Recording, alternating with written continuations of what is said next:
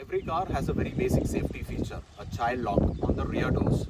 If you have a child in your family, please ensure that he or she is always seated on the back seat of the car in the interest of their safety.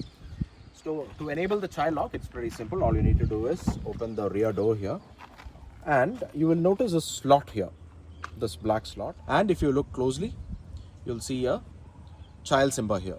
So what you need to do is take your key out and you put it into the slot and turn it to the lock side. So now you have the child lock enabled for this door. So what happens is, although you can open it from here, if I try opening the car from inside, let me show that to you.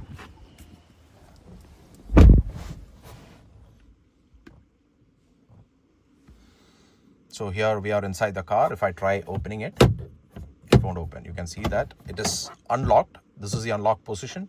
If I try opening it, it won't unlock the door. So the child lock is enabled. Only a parent or a guardian who would come out of the car, say you are dropping your child at the school, and they'll have to open the car from outside. That way. So that is how child locks work.